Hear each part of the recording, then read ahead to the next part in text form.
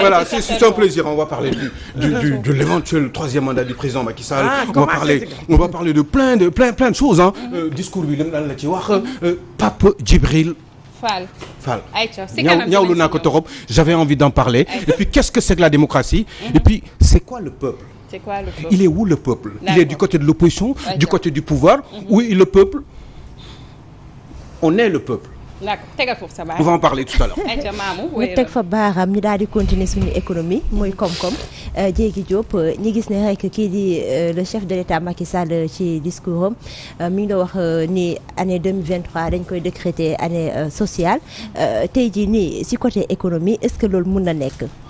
mën na nekk d'autant plus que le président Macky Sall il ne peut pas dire quelque chose boo xamante ne xoolu ko càmbaro ko te mu yor ay spécialistes autour de lui et il a déjà lancé les jalons il a parlé du fait que par exemple les bourses fan la koy jëlee fan la koy yóbbu le nombre de lycées fan la koy jëlee fan la koy yóbbu les branchements sociaux concernant l'eau l'accès universel à l'eau potable l'accès universel à l'électricité ainsi de suite je pense que c'est quelque chose qui est bien pensé et c'est une projection d'autant plus que quand on est appelé à diriger ay nit il faut pouvoir faire des projections et il l'a fait et je pense que c'est quelque chose qui est bien réfléchi et qui est faisable. Mais est-ce que sur le plan économique mën na nekk parce que parfois dañuy xool gars yi élection bi waaj a jege ci tout ça dañuy jéem a de ay affaire année sociale tout ça juste rek mën a récupérer ay militants wala c'est ay sympathisants. Ce monsieur là xaarul année élection jot pour mu mën a wax ay année sociale mosoo dégg li mu dégager fii comme vision comme perspective kenn dégager ko fii c'est quelqu'un qui mérite d'être soutenu mais non parce que élection dafay jege wala élection jegewul dina ko tere liggéey non je pense que c'est pas ça y a pas amul kenn ku gën a am intérêt à ce que Sénégal dox que le président Macky Sall quand je dis le président Macky Sall je peux enlever le nom Macky Sall dire juste un président celui qui est élu par l'ensemble de ses concitoyens moo gën a am intérêt à ce que dëkkam dox donc je ne pense pas que dafay wax pour mën a wax non je fais confiance à mon choix et mon choix se trouve être Macky Sall. tey ñu gis ne infrastructure yi aussi ñu ngi ci dox mooy état du Sénégal waaye jamono jooju aussi ñu gis ne lii di industrie doxatu te bu ñu nee industrie mooy tax réew mi mën a gën a avancer ndaw yi mën a am xëy côté boobu aussi tey lan nga ci mën a wax. mënuma si sori trop parce que wax naa la du ma économiste même si je fais l'économie en tant que juriste xaw ma si dara mais li ma mën a gis teg sama loxo. en tant que quelqu'un koo xamante ni dëkk nga Sénégal mooy sur le plan infrastructure dañ doon wax infrastructure kenn du ko lekk mais ñëpp xam nañ dafay am retombée sur le plan économique. xoolal ñaata pont la fi def ñaata autopont la fi def terre bi ñi ko doon wax tey da ngay jógee suba teel 45 minutes nga ak si biir Dakar ça te fait gagner du temps et sur le plan économique ñëpp xam nañ am na retombée BRT bi ñuy def certes bu ñuy tabax dafay metti waaye comme lu ñuy wax yàlla buy tabax day mel ni kuy yàq da ngay gis suuf ak ciment ni muy jaxasoo bu paree nga gis immeuble ni muy rafetee nga xamante ni c'est des projections que les gens se font sur le plan économique nag comme li ma la wax man wax sa xalaat sa waruma si torop parce que je suis pas économiste. waaw loolu la xam nga day fekk am na ci ay économistes yi nga xam te dañuy ne man naam lii di infrastructure baax na ci réew parce que réew mënul avancer te teguñu ay infrastructure mais am na ñi nga xamante ne ci économistes yi dañuy ne da ciy baax loolu ñu am lii di ñu privilégier yenn domaines yi nga xamante ne mooy tax tey ndaw yi mun a am xëy ndaxte xëy bu xasee bu am rek dina tax réew mi lu bëri dina am ab coppite kon mu doon la nga xamante ne peut-être ku nekk ak sa vision ak sa parce que infrastructure bu ñu koy def ñan ñoo koy def ay ndaw yee koy def y a création d'emploi ñaata jeunes la ñu jël ci terre bi pour ñu liggéey ñaata jeunes la ñu jël ci BRT bi pour ñu liggéey et au-delà de ça xëyu ndaw yi encore nekk un autre domaine tant sur le plan financement mais li am solo mooy il faut que ñu jàngal suñuy doom yi métier par exemple ñun ñëpp mënuñu def formation classique comme par exemple boo amee bac rek ñëpp xalaat nekk juriste wala ñëpp xalaat nekk def management wala il faut qu'on réfléchisse à des métiers qui sont relatifs au gaz par exemple ou bien au pétrole il faut que ñu xam ne suñu dëkk am na fu mu jëm bu ñu ko bëggee téye attention mënuñu wax tey dañ fi romb expertise nationale dem jëli ñeneen parce que bu ñu ko jàngulee dañ ñu fi bàyyi dem jël ñeneen il faut qu'on sensibilise que ñu jël suñu doom xiir leen ci ñu def loo xamante ni c'est des formations yoo xamante ni de métier la tey jii am na loo xamante ni waa ONFP joxe nañ ko ay formations yu ñu may dem nañu ba mu forclos dañu mujj yokkaat date bi pour que les gens dem defi formation yi xale yi dañuy dem ba à un certain niveau bëggatuñ jàng dañuy perte bu ñu boo amatul bac da ngay bëgg léegi-léegi rek liggéey pour nga mën a am xaalis wala nga dem wuti financement balaa ñu lay financer on te dit demal nga def formation tant au niveau des métiers portuaires wala loo xamante ni c'est relatif à la maçonnerie ou bien à la plomberie ou autre et pourtant bu ñu demee à l'étranger moom la ñuy defi ñun suñu bopp dañuy am diplôme dem à l'étranger teg ko fa di liggéey di bale di raxas parce que jigéen lañ loolu la ñu mën a def góor ñi dem di def ay apprenti maçon te pourtant buñ ñëwee si biir dëkk bi dañ koy bañ. Il faut qu'on apprenne à avoir des métiers. jàngal suñu doom yi am métier maintenant nag on fait une projection par rapport au développement de notre pays suñu dëkk am na gaz suñu dëkk am na or suñu dëkk am na pétrole léegi nag nan la ñuy def ba ñun ñu mën ko exploiter suñu bopp nañuy xiir suñu doom yi ci loolu boobu vision laa si am même bu fekkee wax sa xalaat la tey dugal nga ma ci loolu. ah non non yow moom fay gis nañ sa au moins la. waaw mais lii année sociale la comme ni mu ko waxee année sociale. léegi yow fu mu nekk nii ak yow pàcc bi nga xam ne yow yaa ko yore moom mooy maanaam promotion. des droits et protection des enfants. voilà d'accord affaire u xale yi ñooy avenir u suba. absolument léegi nag yow. yow lan nga ci xalaat lan nga ci ban gis-gis ban lan ngay teg tamit. parce que moom day dem wuti. teg xaalis bi. léegi nag yow mii lan ngay indi pour comme ça. xale yi seen ëllëg mën a assurer. La première chose mooy dañuy def ay centre d'accueil des enfants parce que gis nañu ni presque benn moo fi am muy centre Guindi def ko au niveau des 46 départements c'est ça qu'on a proposé au gouvernement mën a am centre d'accueil d'hébergement pour des enfants en difficulté en situation de handicap loolu mooy première chose boo xamante ni man président Macky Sall comme li mu wax bu wuti jee indi loo xamante ni bëgg naa ci gafaga bi ñu mën ma ko jox mu mën ko dugal sama direction c'est la première chose. La deuxième chose quand on parle de l'enfant on parle d'une entité, la famille. Quand la famille elle est prise en charge, moi je pense que l'enfant est pris en charge. La première chose bourse familiale yi par exemple cash transfert yi am na ñoo xamante ni dañ ko xeeboon am na mère boo xamante ni si la doon jënd gazam bàyyi dem taxani mat doomam dootul tardé école. C'est le monde rural qui a plus bénéficié de ça. Et la preuve en est que keroog élection yi ils ont montré au président Macky Sall que ñoom dund nañu ce qu'est l'équité territoriale donc man li nga xamante ni président Macky Sall annoncé na ko ci discours am bii gis-gis bi ma ci am en tant que ku yor ay gone mooy dafay téye jiiñu famille déjà l'accès à l'eau potable. am na dëkk boo xam ne dama fa doon dem Vélingara wala à 20 kilomètres de la Gambie.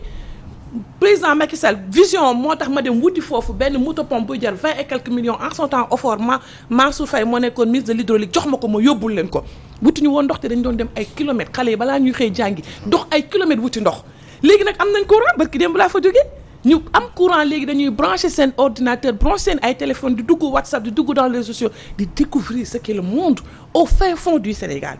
Moi la vision qu'il a du social c'est ça l'accès au nom de l'équité territoriale. Cheikh Tidiane xale bi dëkk Sédhiou xale bi dëkk Podor xale bi dëkk Sinthiou Bamambé mën na sentir que le président Macky Sall pense à lui moi c'est très important pour moi loolu dafay tax ni xale yi du ñu xalaat ñëpp ñëw pour daw si ñëw Dakar au nom de l'exode rural. mais loolu yéen a ko war a def. xam nga moom qu'on se dise la vérité. moom mënul nekk fu nekk. dafa jël ay nit fal leen. d'accord na waa jël leen ne leen yow. yaa ngi fii. d'accord na Sédhiou yow yaa ngi Kolda. yow yaa ngi Matam. dëgg la dégg nga mais ñooñu est-ce que ñooñu tamit ñooñu ñu ngi def maanaam li leen war tamit. xam nga je peux pas faire de jugement parce que man dañ ma dénk déglu rek dañ ma dénk comme ni ñu dénkee ku ci nekk. waaw est-ce que yow yaa ngi koy def. ndaga man maa ngi def lu ma mën. je ne peux pas me faire un jugement. c'est aux autres peut-être te mënagu ma def sax xëy na ñit ñi sax mënaguñ ko def tant que wàccu ma président jëlee foofu dinañ xam fan laa ko fekkoon ak fan laa ko mën a yóbbu mais benn yëf mën naa la ko wax c'est la première fois ñu organiser loo xamante ni c'est la journée de l'enfant africain ñu yóbbu ko au niveau de Sédhiou. suñu oto la ñu dugg dawal dem ba foofu et les enfants étaient très contents tous les projecteurs étaient braqués au niveau de Sédhiou moom laa lay wax on a sensibilisé les enfants yëkkati ay financement jàppale leen yëkkati ay bagages yóbbu ko jàppale xale yi ànd ak le préfet parce que le préfet mooy le responsable du comité départemental ànd ak ñoom ak les partenaires techniques et financiers projet yi ñu am ñu teg ko ci loxo partenaires techniques et financiers parce que le domaine de l'enfance c'est pas le gouvernement qui finance à 100%. loolu la ñu mën a def sensibiliser communiquer surtout zone boobu on avait remarqué que beaucoup de jeunes filles sont victimes de mariage précoce dem def ay émissions au niveau de la radio montrer aux enfants que leur vente de lèvres est l'espoir. Je suis une fille du Fouta je quittais le Fouta dem ba au niveau de Sédhiou j'ai dit aux enfants aux filles qui sont là-bas je suis ici jàngeewu ma fenn fudul Sénégal jàpp leen si li ngeen jàpp ngeen ñëw toog chaise bi may mën a toog nit mën na ko xeeb mais xale boobu du ko xeeb depuis loolu il m'envoie des messages ba kenn si ñoom daf ma topp ba mu am baccalauréat ma topp ko ba mu envoyé message ni ma j'ai réussi mon bac je veux venir à Dakar pour l'université Cheikh Anta Diop. léegi tey yoo xam nga peut-être yow direction bi nga nekk transparence moo nga fa mais am na tey ministère yi nga xam ne seen transparence dafa des ci côté financement tout ça bu ñu jëlee Cour des comptes waaw ak Cour des comptes bi aussi tamit sànni ay xeer sama xarit nga. Cour des comptes ñëpp jamono ba nga xam te ne ñëpp ñu ngi leen rester chez vous toog leen seen i kër après ndekte am na ñi nga xam te ñu ngi doon jël xaalis bi di ko luubal tout ça détournement wala laay wax parce que dama doon développé pareeguma si Cheikh Tidiane nu mu wax si dénk dénk dafa mel ni asamaan su xiin wala jigéen bu ëmb yaakaar rek ngay am Macky Sall bu ma xoolee daal di may dénk la promotion et la protection des enfants parce que xalaat na am naa aptitude en tant que juriste am naa lu ma bëgg en tant que sénégalaise mu jël loolu mu teg ko sama loxo mu yaakaar ni dinaa ko mën a doxalal moom gis-gisam parce que du sama gis-gis sa vision et il définit une politique maintenant su ma demee ba foofu yaa fus jàpp ma wala ma dem ba foofu am beneen gis-gis bu ma am léegi est-ce que c'est la faute du président Macky Sall c'est pas la faute du président Macky Sall en général bu xiinee dafay taw te mën na bañ a taw en général la waaw en général kay mën na bañ a taw aussi waaw xam nga mën na bañ a taw te surtout mën na bañ a taw day xiin ba si yàgg naan génn waaw yenn saa yi nga ëmb dañuy yaakaar nga jur doom bu baax nga jur doom mu lagge nga jur doom mbaa mu patt mbaa nga jur doom mu dee. Il y a beaucoup de tests maintenant avant. Non, je veux dire... Il y a beaucoup de tests yoo xam ne qui se font. Oh non mais arrête, attends, ça c'est pas analogie. non lu leer la léegi léegi xale bi bu amee feebar bu ndaw sax da nga ko war a xam. donc xam day tax doo ko bàyyi mu juddu. projection yi ngay teg nit xam nañ ko déglul fii ma wax la. non projection yi ngay teg déglul ma wax la dafa war di leer nit ëmb na ba pare. ñu defal ko test mu xam ñu ni ko tu as 90% de chance que l'enfant juddu nekk trisomique xaw ma lan moo bi sax jàpp ma ko. non trisomie 21 loolu amatul nga bàyyi mu continuer. non loolu amatul léegi alors que am na ñoo xamante ne am nañ choix. loolu amatul. interrompre la grossesse. non trisomie 21 léegi amatul boo ko gisee rek day leer dootul kii. c'est pas analogie. non. ce que je disais là c'est pas analogie mooy dama doon joxe benn exemple pour mën a expliquer li ma bëgg a wax. ni kuy fal nit yaakaar nga mën a am ci moom que dina doxal yëf yi. Cour des comptes nag li ma ci wax mooy damay rafetlu. que ñi gis rapport Cour des comptes. damay rafetlu. ñu sentir que suñu démocratie mi ngi avancer. parce que pour moi tout est processus.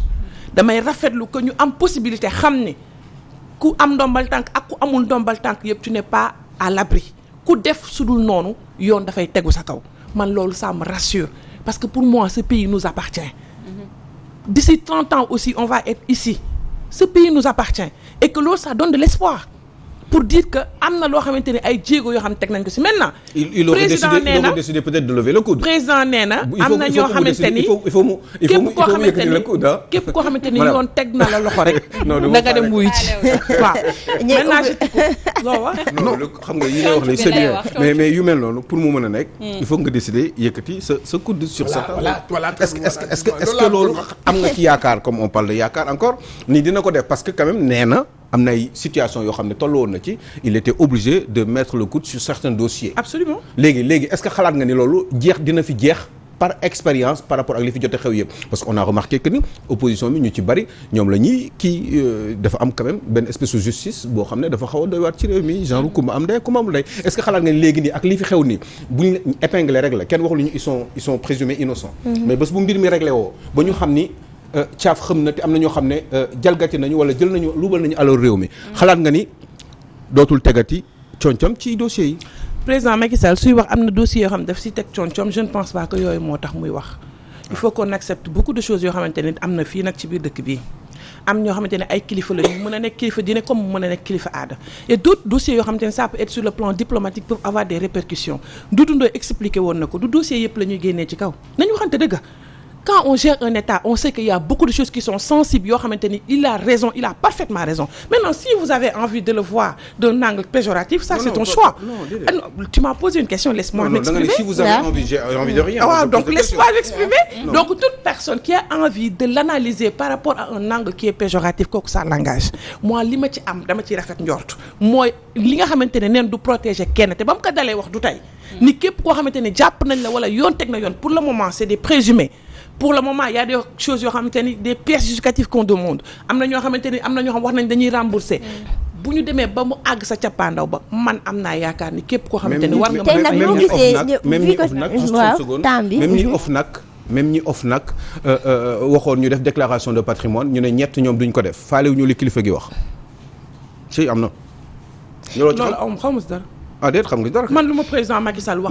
non mais xam nga ni waaw doo ma bàyyi ma àggale. mais xam nga ni am na ñoo xam ne xaw ma si dara. am na ñoo xam ne nee nañu du ñu def seen déclaration. ça les engage léegi nag ñoom moom mi ngi leen di seetaan. waaw ñooñu ça les engage mais man jéegi président Macky Sall lu ma sant moom laay def parce que j'ai. tey nga nekk jigéen jéegi ñu gis ne rek cherté de la vie 2022 dund gi dafa métti woon loolu ñu dugg 2023 bii ni ndax am nga ab yaakaar ne ak Covid 19 ak guerre Ukraine bi tout ça ndax cherté de la vie bi dana wàññeeku fii ci mim réew. bien sûr d'autant plus que dégg nga ñaata milliards la jël investir que par rapport aux subventions gis nga FMI barki démb attaqué nañ ko fi pourquoi est-ce que le président continue à faire des subventions ci courant bi ci électricité bi ak ci ceeb bi ni muy duggee fii gis nga ñi ñaa koy attaquer les économistes parce que au nom de l'économie du marché l'économie de marché nous sommes dans un système libéral dans le système libéral c'est la loi de l'offre et de la demande il n'avait pas à s'immiscer autant dans le commerce mais il l'a fait parce que il a vraiment envie que les Sénégalais vivent et vivent bien. mais noo gisee tey Sénégalais yi nga xam te ne tey ñoom dañuy profiter ci guerre Ukraine bi di daal di yokku prix yi ba ci bisaab bi ak ñoom seen. loolu moo léegi nag foofu nag la sa rôle nag yow en tant que journaliste jotee que vous fassiez des sensibilisations au lieu tout le temps de jeter le discrédit sur l'État. il faut que l'on parle aux Sénégalais xoolal ma tey jii ñu ni màggal Touba jot nañu jël saako soble yóbbu ko 50 000. est-ce que c'est la faute de l'État am na ñu bëri ñoo xam ne jàpp nañ leen tëj nañ seen ay boutiques mais il faudrait que ñi ku nekk am fibre patriotique. buy daw ci ku nekk mais contrôleur aussi. si mais est-ce que mën nañ teg contrôleur ci ñetti boutique koñ bu nekk ci mbedd nañ waxante dëgg est-ce que on a autant de policiers waxatuma contrôleur c'est pas possible. il faut que ci nekk nag am benn fibre boo xamante ni yow da nga koy am en tant que patriote moi je trouve que am na lu mu def lu bëri. Ukraine bi am na Covid bi am na demal français nga bëgg def le plein on t'autorise pas à faire le plein avec ta voiture alors que fii Sénégal ñi ñaa ngi koy def kii bi yokku na essence bi yokku na gasoil bi yokku na boobu ba tey tegu fi je trouve que foofu nag la jël kuddam teg ko foofu nag pour yëf yi mën a dox. léegi cherté de waaw bu ñu waxee ñu tëjee ko foofu ñu wax ci location bi aussi. parce que bailleurs yi nee nañ du ñu wàññi njëgu location bi. te dund gi dafa cher dafa métti mun ñu nekk fii Sénégal ñëpp xam nañu ne salaire yi baaxut. nit ki en passant dina yokk salaire yi dégg nga ko. waaw mais xam nga dégg. te yokk na retraite bi mais la ana privé dans tout ça xanaa état dafa fàtte benn instant privé ndax jotul aussi tey mu wax ak ñi nga xam te ñoom ñooy jiite privé tout ça ngir ñu mën a jàppale seen employé parce que tey location bi dafa cher boo amee sa salaire nga fay sa location fay sa dund gi fay jàng xale tout ça lu lay dese la dafa cher dafa metti àdduna wërngal képp la nag parce que pandémie lañ jógee pandémie bàyyiwul kenn bàyyiwul la bàyyiwuma ñu jógee foofu mu am une guerre qui est extraordinaire bàyyiwul la bàyyiwuma teewul mi ngi teg tànkam teg loxoom pour que ñu mën a dund bu baax maintenant am na lu mu annoncé si loyer yi je pense que dina ko def parce que je lui fais assez confiance maintenant nag il faut que bés bu ko defee que ku ci nekk ci ñun en tant que sénégalais ñu xam ni bu li ngay def nii bu mettiwul ci yow dina metti peut-être sa beneen jarbaat wala sa beneen tante wala kenn koo xamante ne mi ngi loué il faut que vraiment que ñun ñëpp ñu jël à bras le corps certains problèmes qui sont sociétaux yoo xamante ni ça nous incombe nous tous parce que état bu ko jëlee itam il faut que ñun ñu mën ko mën a respecter parce que comme j'ai l'habitude de le dire il ne peut pas y avoir un policier derrière chaque personne ni un gendarme derrière chaque personne il faut que chacun d'entre nous fibre patriotique bi ñuy woote mu nekk réellement dëgg ci ñun pour qu'on puisse avoir le commun de vouloir vie commune. c'est important. d'accord solo loolu wax bi nag waxtu bi war na koo xooj moom ndax moom li may wax. Salma ne waxtu bi xooj nañu. xaw ma su duggoon lu muy def. soo dugg nga ci da ngaa dugg ci maandu woo ci waaye Cheikh Diagne ko yor. loolu la waxtaan bi amoon na solo.